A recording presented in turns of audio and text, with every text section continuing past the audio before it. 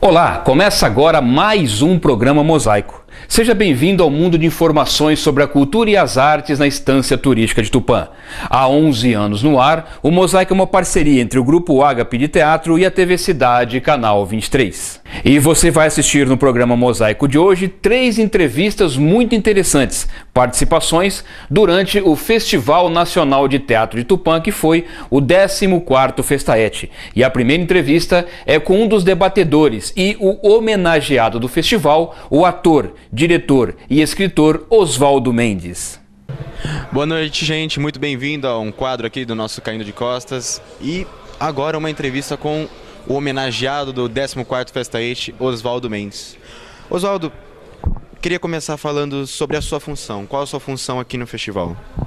Bem, primeiro eu fui homenageado, que é uma honra para mim. Eu já falei isso várias vezes e vou repetir aqui para ficar registrado, que eu recebo isso alegremente e divido. Eu acho que é uma homenagem a todos que fazem teatro, que dão sua vida para essa arte tão difícil, tão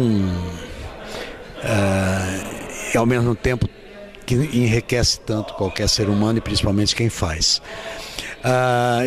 E sou parte divido a função de comentar os espetáculos. Eu não digo de julgar não, mas de levantar questões e comentar o trabalho dos grupos que se apresentam no festival. Mais de comentar do que porque chamam a gente de jurados. A gente não é jurado, a gente não está julgando ninguém. Quem sou eu para julgar alguma coisa? Levando em conta a questão de você falar de comentar os espetáculos, qual é a importância desses debates depois das peças? O que isso acrescenta? Eu acho que todo debate não vou falar nem debate, toda conversa em cima de um trabalho é importante, é fundamental, porque senão o trabalho fica fechado nele mesmo. Então, quando você faz um espetáculo, você quer ouvir o que as pessoas tentam dizer.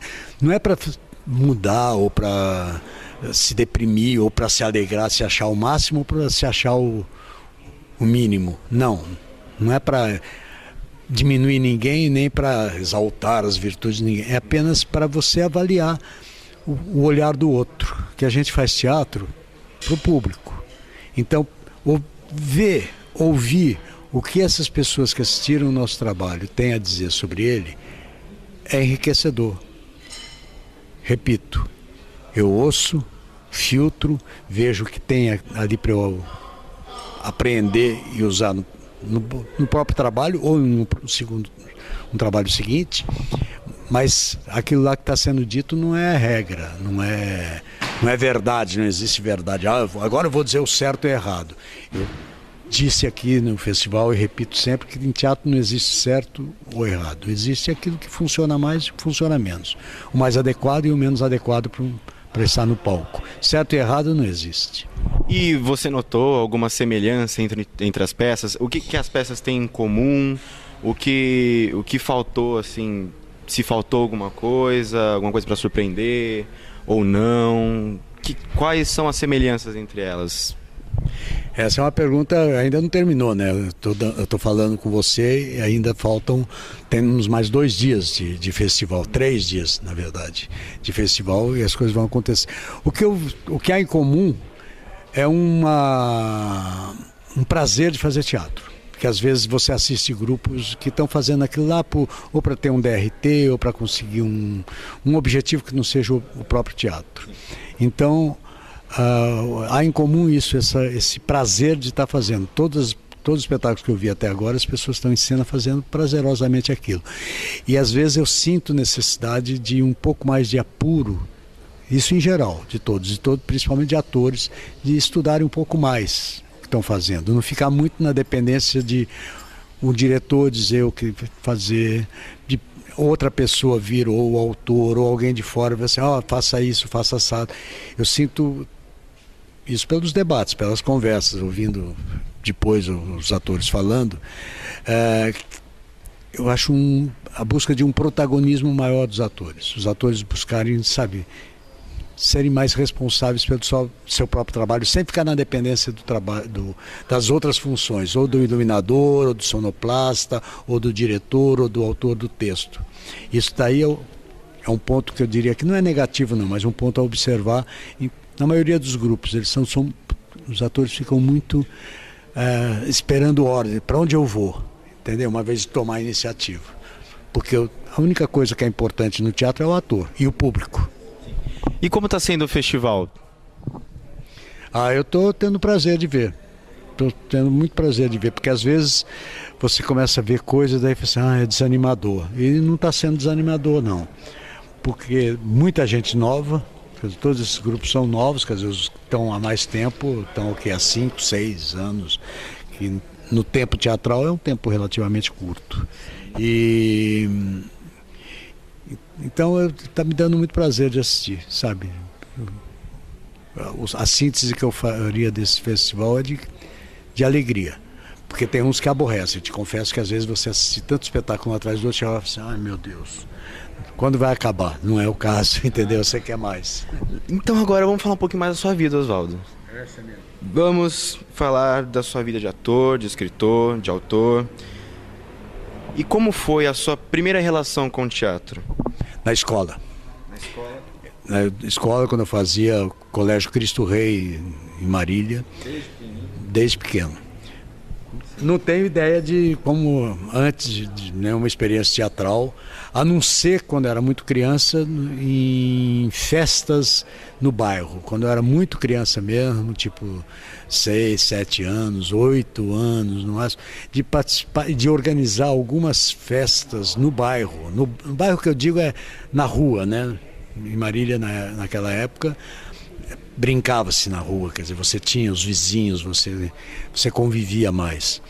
E eu tenho uma lembrança de, numa dessas brincadeiras de rua, depois eu fiquei lembrando como é que eram isso, eram essas brincadeiras, e ali tinha já um elemento teatral.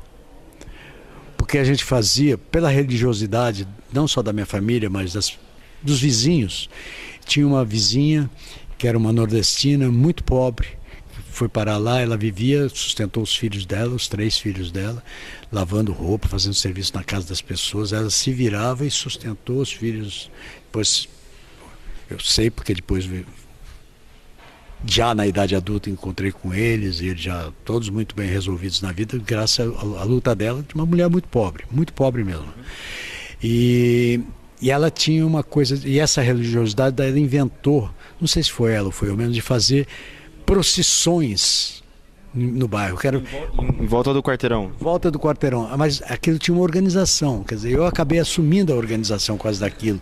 A direção junto com ela. Ela deu, talvez tenha dado o start, a ideia. E eu fui fazer. Então a gente organizava os andores. Assim, que música vai cantar? Como que vai ser? Quem vai na frente? Quem vai atrás? Quem carrega o andor? Mas o andor tem que trocar. Isso é teatro já. Depois que eu fui me dar conta que eu já fazia teatro de criança. E muita gente faz isso e não se dá conta de que está fazendo teatro. Na vida, o teatro está presente na vida da gente o tempo todo. Depois sim, daí no colégio, fazendo eventos escolares, tipo entrega de notas no fim do mês, ou do semestre. Sempre tinha no Colégio Cristo Rei, tinha umas solenidades públicas, que eram chamados pais, eram convidados pais, outras pessoas que iam lá assistir. E ali eu comecei. Eles estimulavam quem soubesse cantar, tocar, fazer qualquer coisa, recitar uma poesia. Ali eu comecei já a abrir a minha asazinha e dar uns toques como ator, entendeu? Entendi. Então, desde pequenininho você já sabia que você queria seguir esse caminho de ator, de... Eu não sabia nada, eu não sabia nada. A gente faz as coisas, a gente vai saber depois. A gente faz, a vida é isso, quer dizer, assim, vou fazer aqui. Não, você não faz isso. Você é um pouco, você conduz, mas você é um pouco estimulado por não é pelo momento não, tem uma força que você não sabe qual é. Talvez seja vocação, talvez inclinação, talvez seja o gosto. Eu podia gostar de cantar, eu gostava, não podia tocar um instrumento, não era o caso. Eu gostava de falar, de me exibir com voz, com corpo, fazendo esquetes cômicas, números cômicos, brincadeiras cômicas. Eu não sabia, quer dizer, ao fazer isso, você vai fazendo e ao fazer você vai sentindo, opa, meu caminho é por aqui, eu gosto disso, não é que é meu caminho é por aqui, eu gosto disso. E a vida é feita de vocações, você faz sua vida Você realiza a sua vida naquilo, realizando, fazendo, trabalhando naquilo que você gosta, não naquilo que você não lhe dá prazer. Muita gente faz isso, né? Às vezes para ganhar dinheiro, para ter um carro melhor, uma roupa melhor, uma roupa de marca, vai trabalhar no que não gosta para ter aquilo. E depois descobre que aquilo não basta, que a roupa acaba, que a roupa não é tudo, que o carro também não é tudo. Mas se você fizer o que você gosta, independente de quanto você ganha ou deixa de ganhar, você vai ser um cara feliz. E Oswaldo, todo ator tem uma grande inspiração por trás. Inspiração? Uma inspiração. No meu caso, eu vou falar, eu tenho o meu Al Pacino. Eu sempre fui fã e sempre vou ser, porque eu gosto muito do trabalho dele. Você tem o seu Al Pacino? Não, acho que eu tenho vários Al Pacinos. Quer dizer, desde que eu comecei, eu não tinha uma pessoa, não. Uma pessoa só eu não tinha, não. Mas acho que porque eu sinto isso, que o ator é uma soma de influências, né? Tudo bem, o Al Pacino, de toda a geração dele, desses atores aí, é o que eu mais... Porque ele é um homem de teatro, embora a gente só o conheça pelo cinema, ele é um cara que vai fazer um filme e volta para o teatro. Trabalha, às vezes, até mais no teatro do que no próprio cinema. Só que ele está lá, e teatro é um fenômeno local. Por mais que Nova York seja uma puta cidade, o mundo está ali. Se a gente está morando aqui em São Paulo ou em Tupã, a gente não tem acesso a isso. Mas tem acesso, por exemplo, a um filme do Al Pacino, que é maravilhoso, que é o Ensaio do Ricardo III. Não sei se você viu. Que é fundamental, né? Você vê aquilo, você vê como é que se constrói um espetáculo, como é que um ator estuda, como o ator vai atrás, como ele labuta, como ele pesquisa. Não é simplesmente chegar lá no palco, estou aqui, eu sou maravilhoso. Não. É o cara que rala, ele rala, estuda, pô, como é que faz isso, como é que eu falo isso, como é que é esse texto, como é que esse Shakespeare escreveu essa história, quem é esse personagem. Então é um estudo permanente, né? E a história do Al Pacino está muito vinculado ao teatro. E ele só é tão bom ator no cinema, eu digo, porque ele tem o teatro. E não só ele, tem outros que fazem a mesma coisa. Costner é um que é muito bom também, né? Tem os ingleses, nem dá para falar, porque todos eles são a origem do teatro. Os atores ingleses que deram certo em Nova York, o Kevin Spacey. Kevin Spacey, muito bom. Tem vários. A formação deles é no teatro shakespeariano, muitos têm formação shakespeariana mesmo, né? Teatro elizabetano. Então são atores muito bem preparados, que daí vão para os Estados Unidos e acontecem no cinema como acontece na televisão. Você vê qualquer seriado em inglês na televisão, desses feitos para televisão, a BBC tem vários, você fica fascinado com atores tanto jovens como velhos que você nunca ouviu falar e quão bom eles são. Sabe? Meu Deus do céu. Eu estava vendo uma série chamada Marco Polo. Marco Polo. Pois é, no Marco Polo tem o filho do Gengis Khan, não sei o que lá, Khan, eu não esqueci o nome, que é um chinês enorme, não sei lá, Kim é o nome dele, né? Kim. Assim, puta, que maravilha esse ator chinês. Como é que os caras foram descobrir esse ator chinês? Aí eu fui atrás para saber quem era. Ele não é chinês, ele é inglês e é um ator de formação shakespeariana. Quer dizer, quando você vê um grande ator, o cara estudou nas escolas certas, entendeu? E rala, como todo ator deve ralar.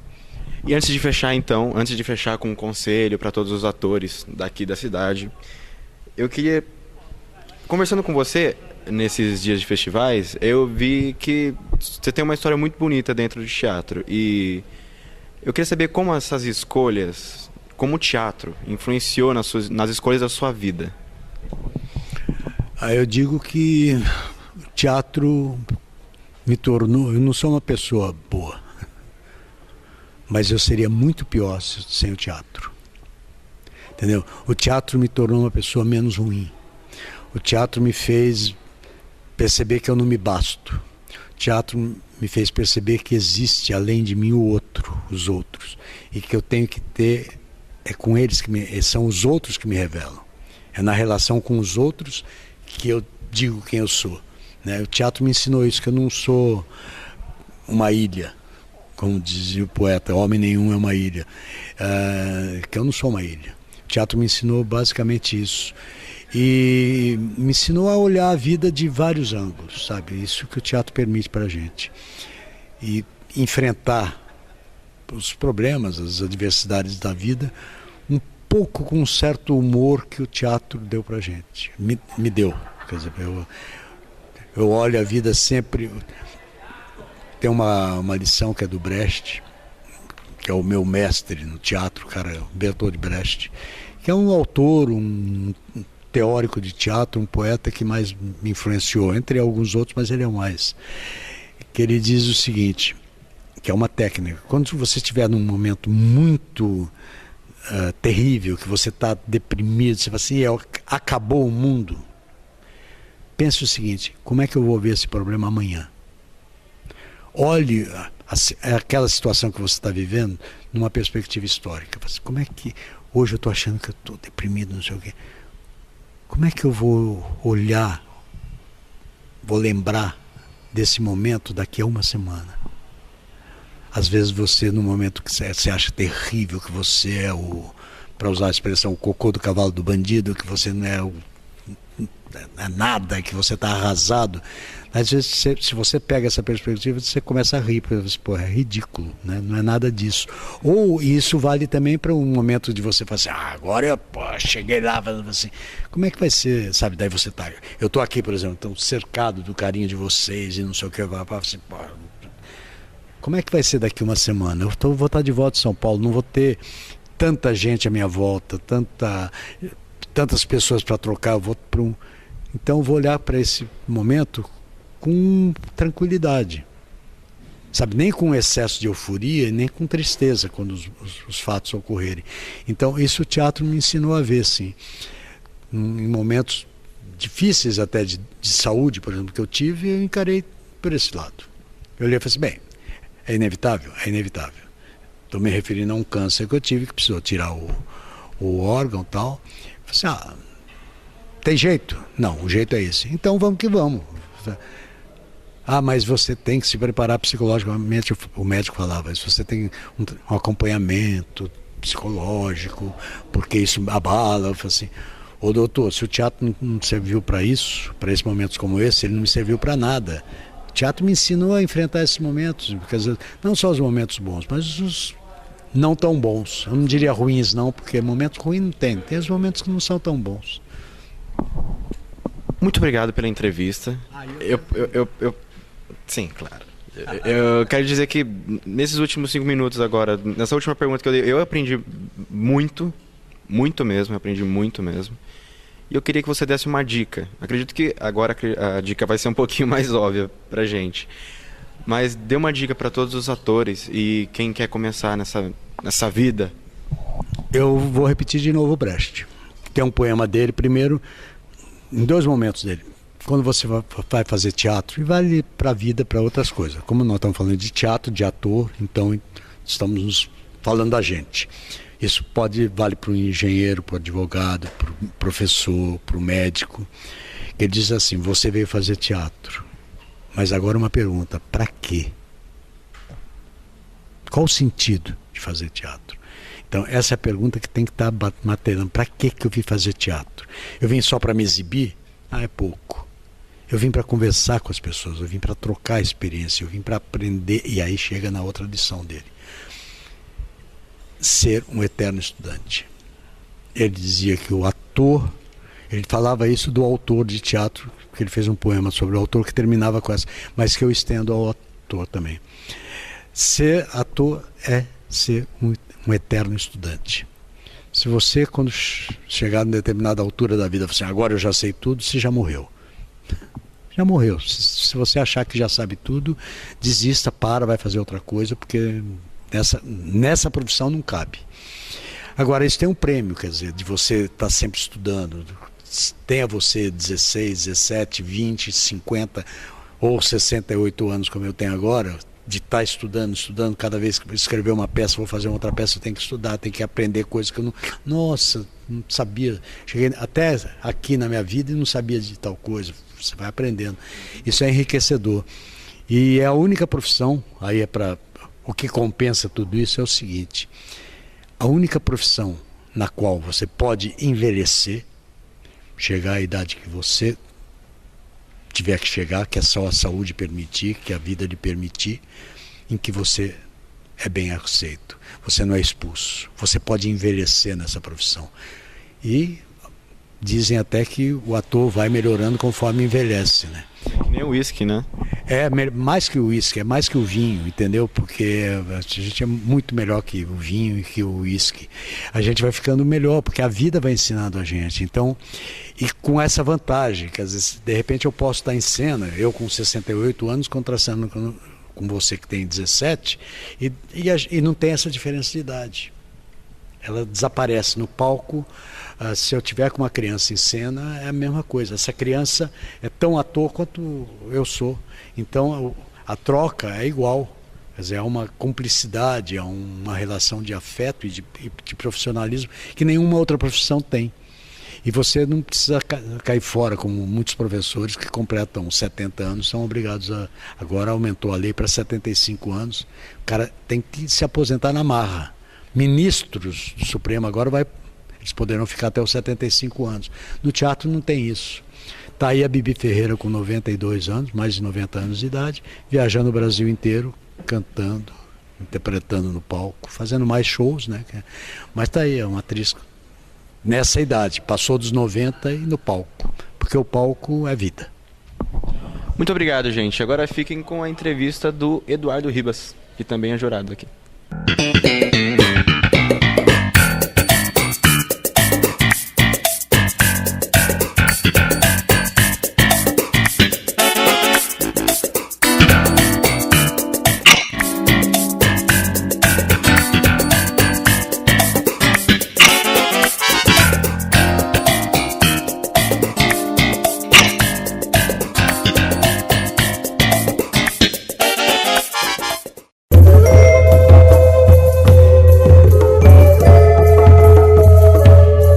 SB Contabilidade, profissionais com larga experiência na área, prestando serviços de escrita fiscal, departamento pessoal, expediente em geral, contabilidade e assunto fiscal. SB Contabilidade, Rua Coroados, número 85, fone fax 14 3491 4452. SB Contabilidade, sempre ajudando a contabilizar o futuro de nossos clientes. A Tupã Shopping Bazar está de cara nova. Tupã Shopping Variedades, ferramentas, brinquedos, utilidades domésticas. Tupã Shopping Confecções, camisetas, gola polo, acessórios, calças e botinas country, chapéus e bonés. Tupã Shopping Serviços, correspondente bancário, xerox, plastificação, recarga para celulares. Tupã Shopping Bazar, Rua Iporãs 552, em frente à Rodoviária Velha. O telefone 3496-4740. Tupã Shopping Bazar, muito mais por muito menos. No madrugão lanche é bom, no madrugão lanche é bom, no madrugão lanche é bom, bom, bom. No madrugão lanche é bom, no madrugão lanche é bom, no madrugão lanche é bom, bom, bom. No madrugão lanche é bom, no madrugão lanche é bom, bom, bom. Avenida dos Universitários 65, Tupã. Disque Lanche 3491-1272, 3491-1272, 3491-1272. Madrugão lanche é bom, no madrugão lanche é bom, bom, bom. Yeah! Marcenaria Cacique Tupinambá. Fabricação de móveis, reformas de móveis em geral, restauração de móveis antigos, montagem e desmontagem de móveis, assentamento de portas, instalação de divisórias, assentamento de assoalhos, colocação de forros. Orçamento sem compromisso. Marcenaria Cacique Tupinambá. Telefone 014 99772 2123.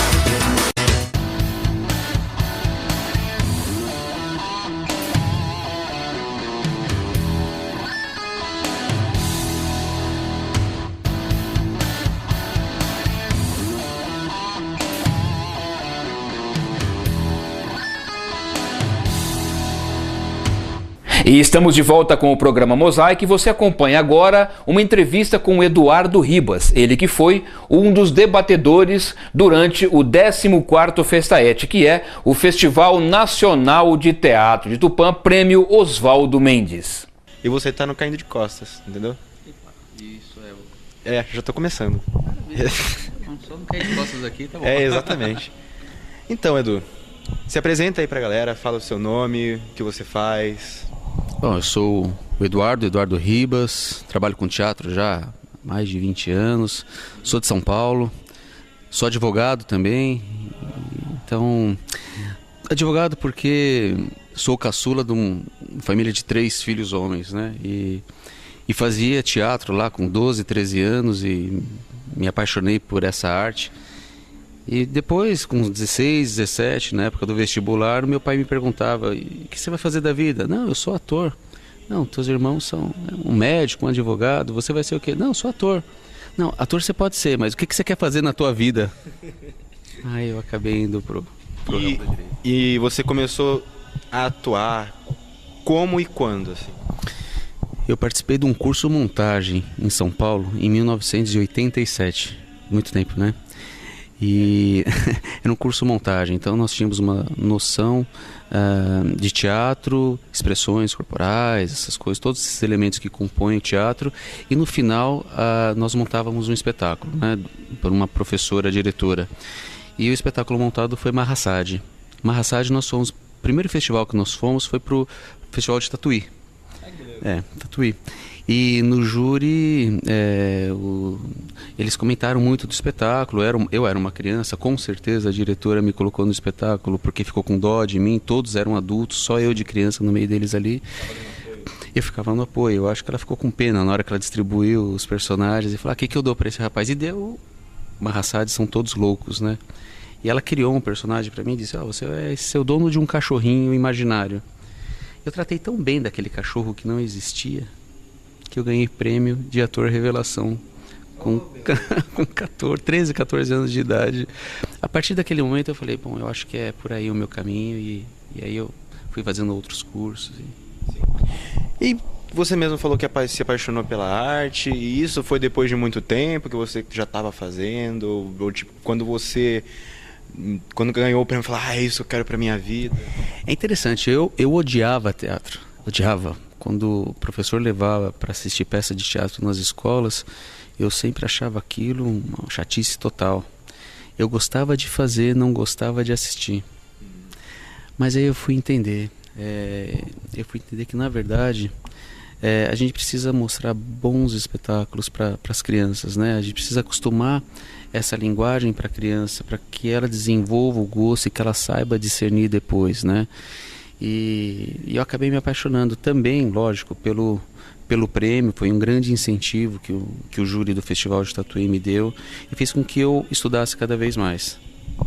E eu já fiz essa pergunta já para o Oswaldo, não para o Aguinaldo não foi o que entrevistei, mas eu falei para ele que eu tenho um inspirador. No meu caso, o Al Pacino. Qual seria o seu Al Pacino, se você tem mais de um Al Pacino? Olha, na verdade, eu gosto muito de pessoas que estão próximas a mim, né? Talvez não de conhecimento do grande público. É lógico que eu tenho que me inspirar em quem me colocou dentro disso tudo, que é Maria Chiesa. Lógico que eu tenho que falar de Moisés Mestkovski, que foi um grande encenador, também foi curador lá do Festival de Tatuí durante muitos anos, na década de 90. Então, essas pessoas são referências na minha vida. Agora, se eu for pensar em alguma pessoa que seja referência para o público, eu gosto muito do método que o Antônio Fagundes desenvolve. Ele é sério no que ele faz, né? Ele não deixa se contagiar pelo clima de televisão, ele gosta de trabalhar mesmo o lado ator. Porque ele também proveniente do teatro, né? Então não é um ator só de televisão, ele leva a sério mesmo. Isso aí. Agora, uma perguntinha sobre o festival. Qual é a sua função aqui no festival? A função é promover o debate com os grupos, né? Provocar a plateia para que a plateia também participe, que exponha suas ideias. O festival, para mim, é isso. É um grande intercâmbio. São ideias que são trocadas, né? A premiação é um detalhe nisso tudo. Quem é o melhor ator, ou melhor atriz, ou melhor espetáculo, é um detalhe que para mim é insignificante. Essa semana enriquecedora aqui em Tupã é que ela tem que ser lembrada, né? Essas trocas de experiências, o que um grupo monta numa cidade, como está montando em outra, qual é a visão que o debatedor traz para o festival. Isso é um grande ganho, não só para os artistas que estão participando aqui, mas como o público que vem prestigiar o festival também. Acaba assistindo o espetáculo e depois acaba participando desse bate-papo, que acaba assimilando o que ele assistiu. Ver como foi o processo, entende, não pela justificativa, mas entende um pouquinho mais, a ponto de vista dos atores, tudo mais. E para que serve, além disso, o debate? O que o debate provoca ali na cabecinha do ator? O cuidado muito grande que a gente tem que ter nessa posição de debatedor, de jurado, é para não desestimular o artista, né? A gente não está aqui para dizer que o espetáculo é ruim. Infelizmente, eu já participei de festivais onde um colega de júri disse: isso não é teatro, você não é ator, volta, vai ser bancário. Eu acho que isso acaba desestimulando. A gente está aqui para provocar reflexões. Para fazer com que... Porque quando a pessoa se sujeita a ir para o palco, ele já é um ator, né? Se ele tem mais desenvolvimento ou menos desenvolvimento, é aí que a gente entra, para fazer com que a gente provoque nele essa vontade de aprender, desenvolver e, enfim, que assuma isso como uma profissão ou como algo que gosta. Eu costumo dizer que tem gente que gosta de jogar bola de final de semana, não é? A pessoa trabalha a semana inteira e vai lá e com os amigos joga bola. Tem gente que trabalha a semana inteira e gosta de fazer teatro aos finais de semana. Eu sou um desses aí. Eu infelizmente não consegui viver da arte. Fui fazer direito, sou advogado, atuante lá em São Paulo. Mas o meu futebol é o teatro. Aos finais de semana, todo sábado e domingo, eu me reúno com o meu grupo e a gente estuda, a gente desenvolve, a gente monta espetáculos.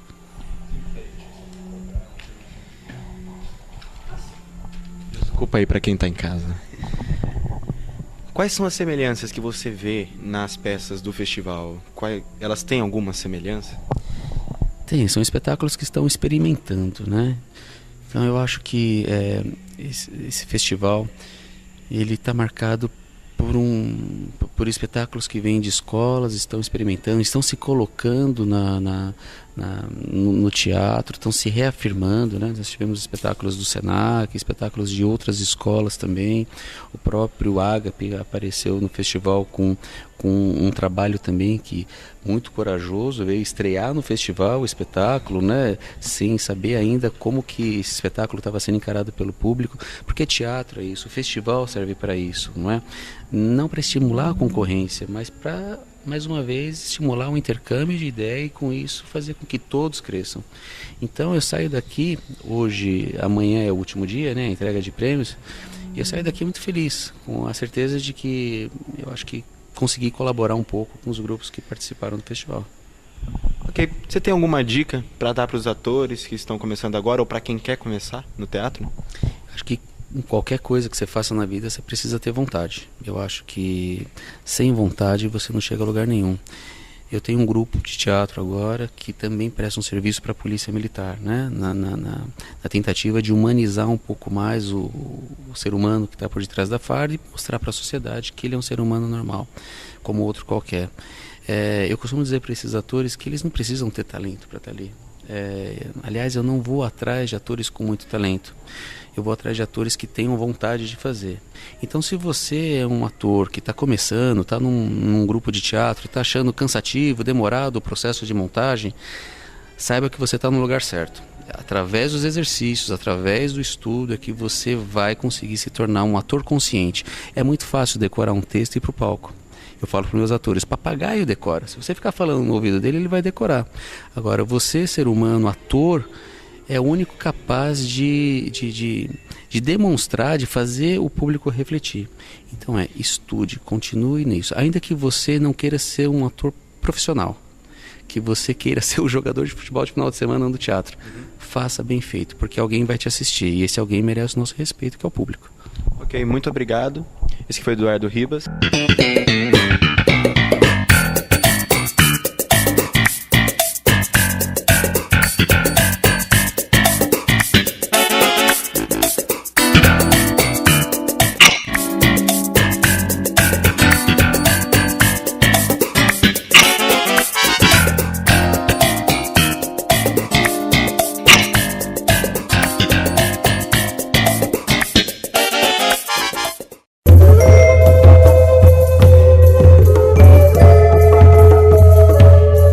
SB Contabilidade, profissionais com larga experiência na área, prestando serviços de escrita fiscal, departamento pessoal, expediente em geral, contabilidade e assunto fiscal. SB Contabilidade, Rua Coroados, número 85, Fone Fax 14 3491 4452. SB Contabilidade, sempre ajudando a contabilizar o futuro de nossos clientes. A Tupã Shopping Bazar está de cara nova. Tupã Shopping Variedades, ferramentas, brinquedos, utilidades domésticas. Tupã Shopping Confecções, camisetas, gola polo, acessórios, calças e botinas country, chapéus e bonés. Tupã Shopping Serviços, correspondente bancário, xerox, plastificação, recarga para celulares. Tupã Shopping Bazar, Rua Iporãs 552, em frente à Rodoviária Velha. O telefone 3496-4740. Tupã Shopping Bazar, muito mais por muito menos. No madrugão lanche é bom, no madrugão lanche é bom, no madrugão lanche é bom, bom, bom. No madrugão lanche é bom, no madrugão lanche é bom, no madrugão lanche é bom, bom, bom.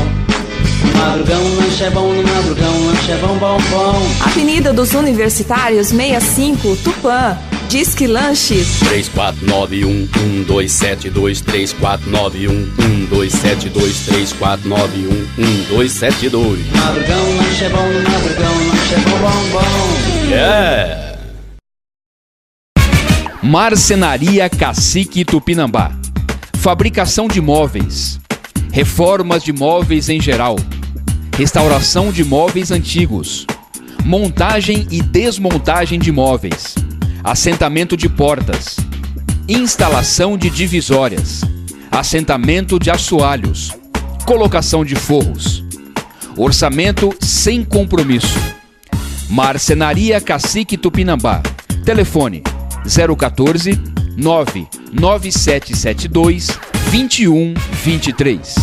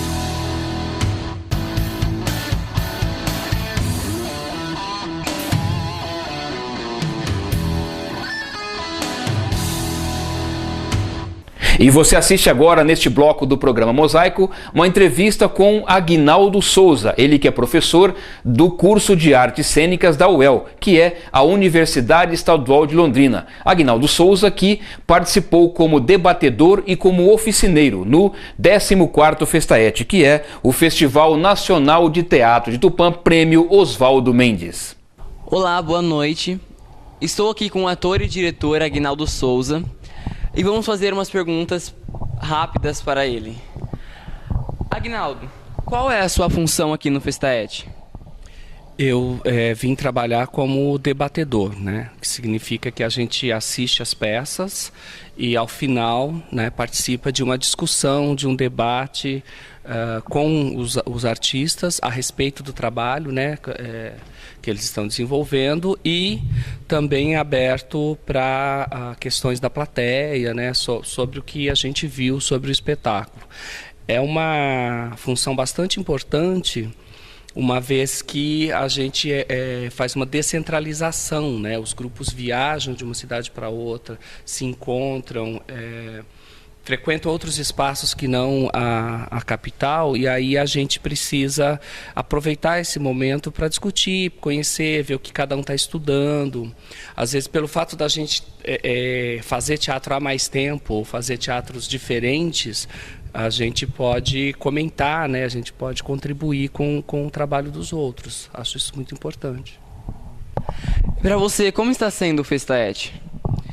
Essa edição, né, da 14º, ele tem uma característica que me parece bastante importante, né, que é o fato de muitos cursos, muitas escolas de arte estarem participando, né? Eu acho que isso traz uma característica de investigação, de busca, de pesquisa para os grupos, né? Que torna a discussão interessante, torna inclusive o papel da gente que está debatendo mais importante, porque como são estudantes, pessoas em formação, né, a gente acaba ficando com mais vontade de participar.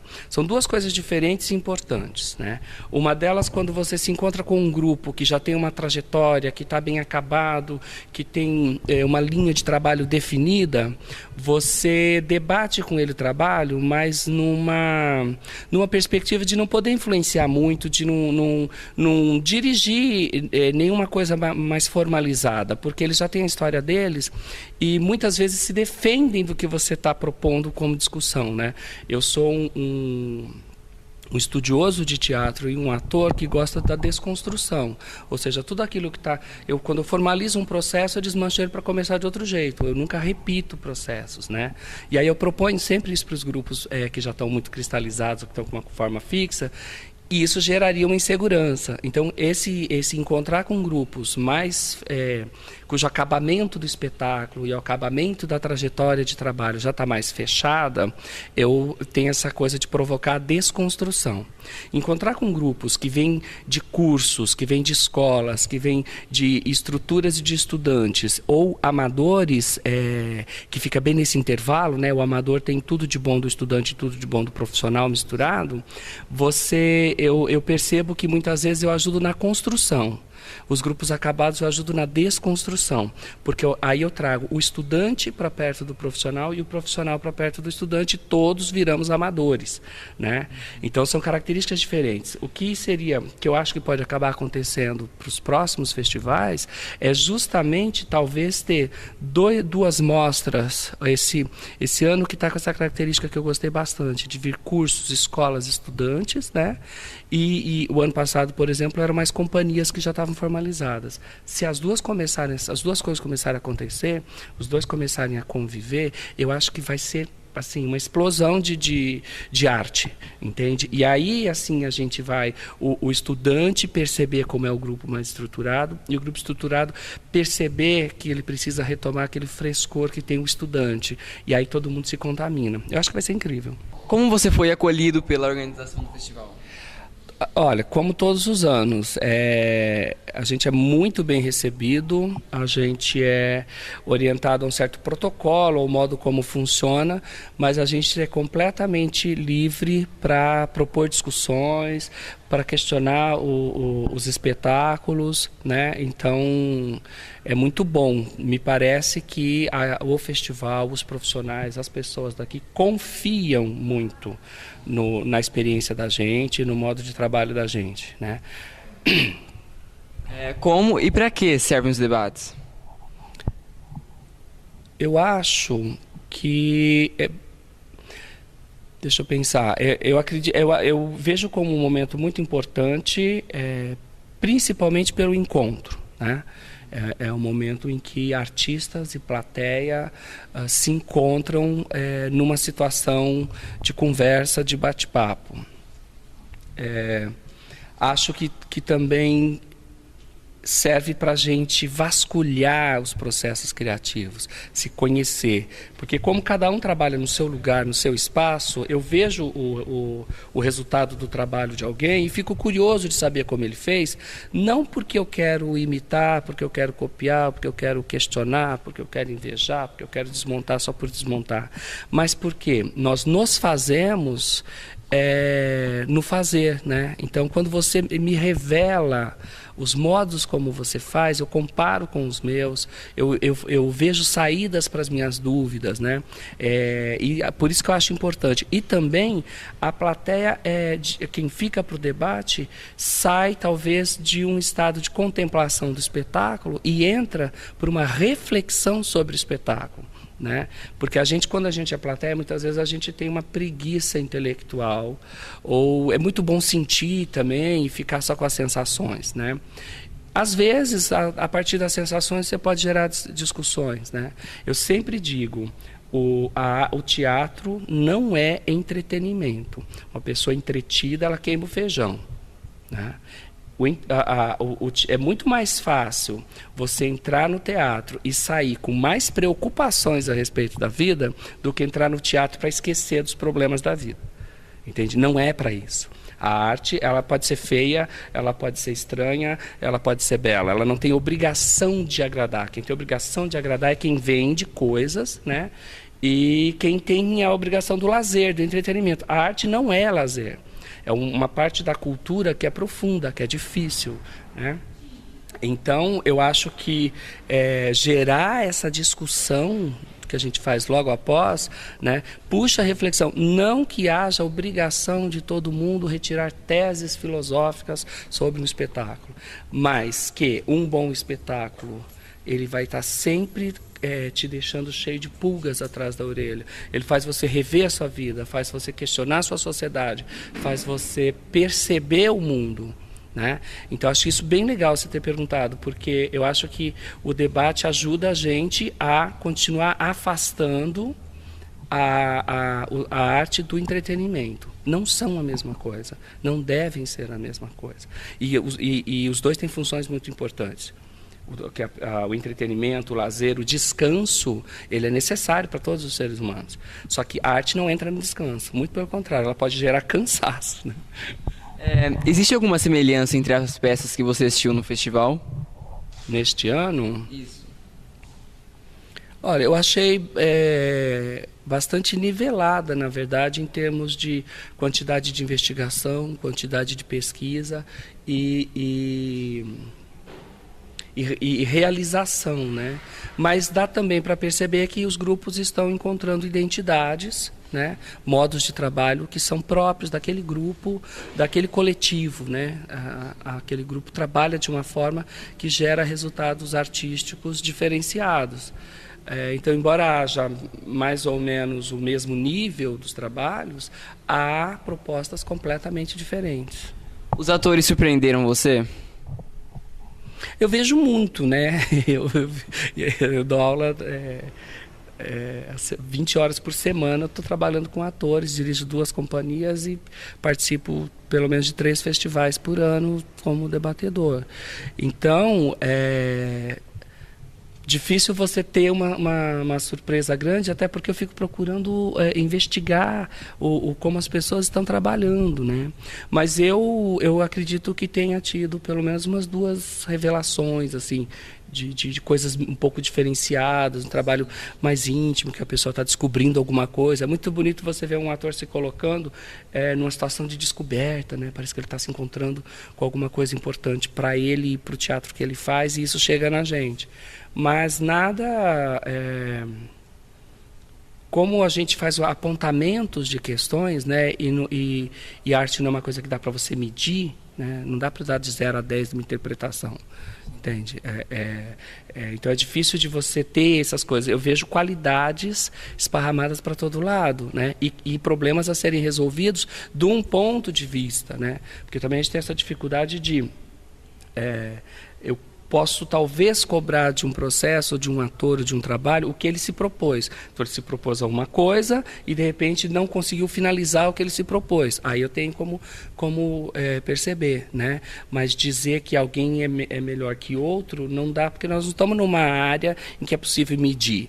Então, se fosse uma corrida, 100 metros, quem chegou primeiro, eu sei que é o melhor, entende? Mas não é disso que nós estamos falando, né? Quando e como foi seu primeiro acesso ao teatro? A escola, eu estudei em Assis, né? Uma escola estadual que tinha professores, digníssimos professores de educação artística na época, que me apresentaram linguagem da dança e do teatro em sala de aula. E aí um professor de literatura, chamado Nelson Longo, que muita gente da região conhece porque ele trabalhou muitos anos por aqui, em Marília, em Assis, em Prudente, sei lá, várias cidades eu ouvi falar dele, e ele deu aula para mim numa escola pública.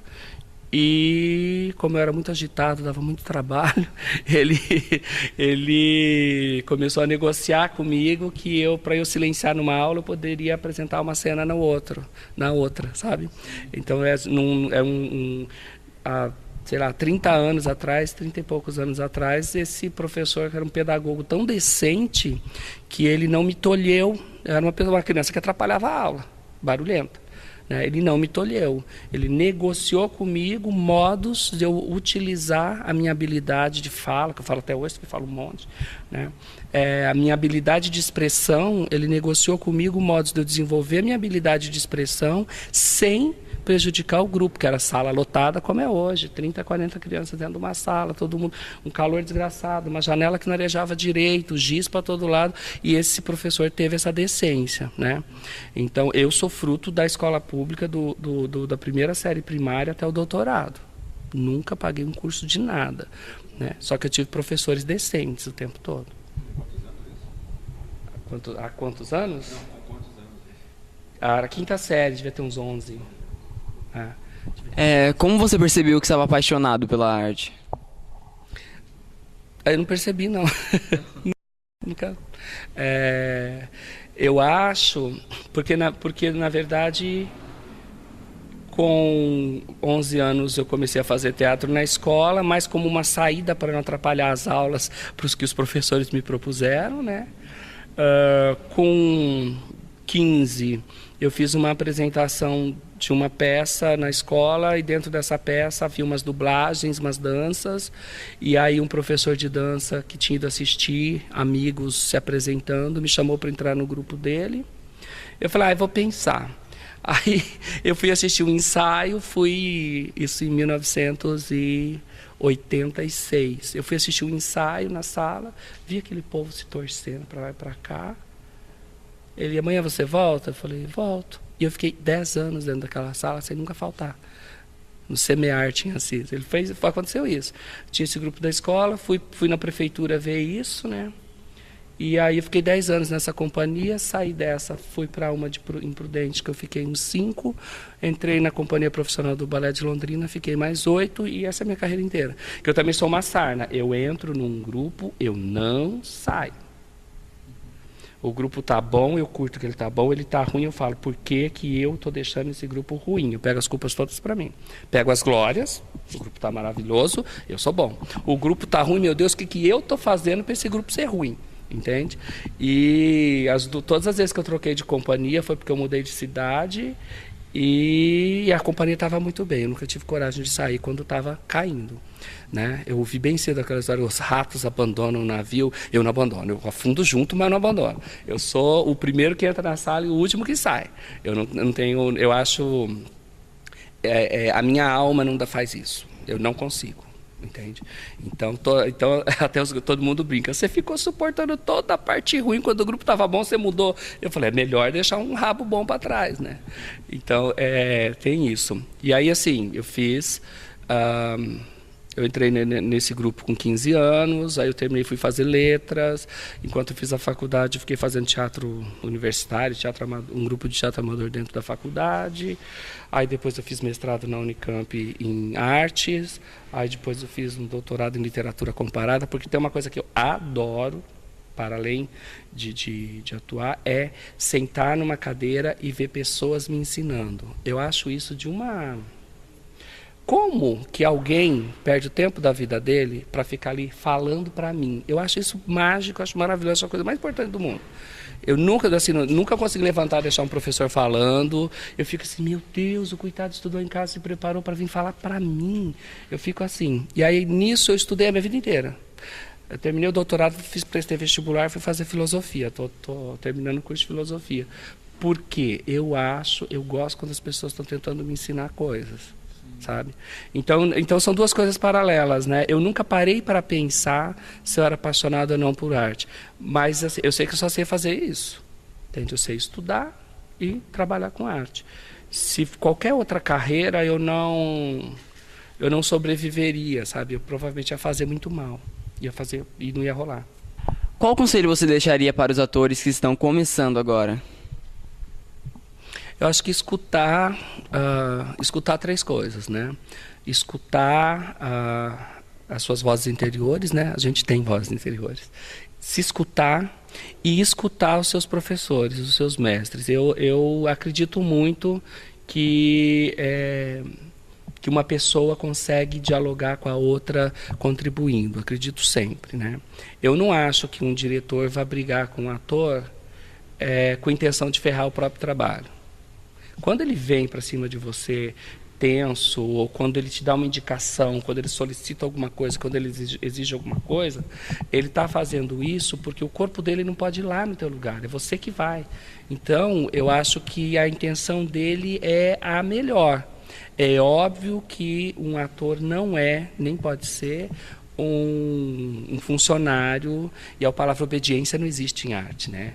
Eu tenho que dialogar e entender o que o outro quer, fazer o outro me entender para que a cena saia, né? E eu prefiro que seja numa relação tensa. Essa história de ursinhos carinhosos leva a peça sem graça. Eu gosto de relações tensas com quem eu dirijo. Quando me dirigem, eu também sou chato e fica tudo tenso até que a gente encontre alguma coisa. Então, o conselho seria: se encontre com as pessoas, estude muito, porque se você não quiser ser um grande ator depois, se você desistir e querer parar de teatro, ou mesmo se não conseguir, vai ser um ser humano melhor. Uma pessoa que estuda arte, que significa estudar a subjetividade humana, né? Significa estudar a própria vida, não tem como ela se prejudicar estudando a vida, né? Então, a coisa é... E não achar que você estuda que você aprende ou faz teatro com hora marcada. Você tem que ter a sua percepção aberta o tempo todo. Né? Você faz teatro das 4 às 6. Não, você faz até dormindo, você faz o tempo inteiro, né? Mas é isso, não tem muita receita, né? Ouvir, as pessoas convivem com você e se ouvir, acho que é fundamental. Muito obrigado, Ignaldo. Eu que agradeço. Então ficamos por aqui, pessoal. Até mais. Encerramos assim mais um programa Mosaico. Programa Mosaico que está há 12 anos no ar e é uma parceria entre o Grupo Ágape de Teatro e a TV Cidade, Canal 23. Esperamos você aqui na TV Cidade com mais um programa Mosaico. Até lá!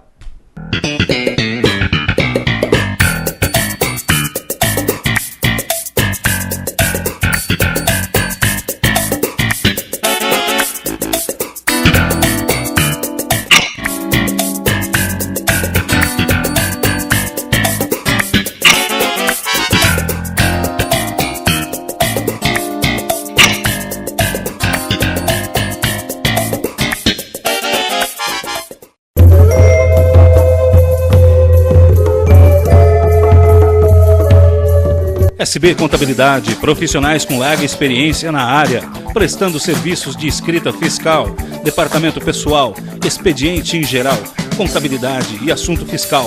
SB Contabilidade, Rua Coroados, número 85, fone fax 14 3491 4452. SB Contabilidade, sempre ajudando a contabilizar o futuro de nossos clientes. A Tupã Shopping Bazar está de cara nova. Tupã Shopping Variedades, ferramentas, brinquedos, utilidades domésticas. Tupã Shopping Confecções, camisetas, gola polo, acessórios, calças e botinas country, chapéus e bonés. Tupã Shopping Serviços, correspondente bancário, xerox, plastificação, recarga para celulares. Tupã Shopping Bazar, Rua Iporãs 552, em frente à Rodoviária Velha. O telefone 3496-4740. Tupã Shopping Bazar, muito mais por muito menos. No madrugão lanche é bom, no madrugão lanche é bom, no madrugão lanche é bom, bom, bom. No madrugão lanche é bom, no madrugão lanche é bom, no madrugão lanche é bom, bom, bom. No madrugão lanche é bom, no madrugão lanche é bom, bom, bom. Avenida dos Universitários 65, Tupã. Disque Lanche 3491-1272, 3491-1272, 3491-1272. Madrugão lanche é bom, no madrugão lanche é bom, bom, bom. Yeah! Marcenaria Cacique Tupinambá. Fabricação de móveis, reformas de móveis em geral, restauração de móveis antigos, montagem e desmontagem de móveis, assentamento de portas, instalação de divisórias, assentamento de assoalhos, colocação de forros. Orçamento sem compromisso. Marcenaria Cacique Tupinambá. Telefone 014 99772 2123.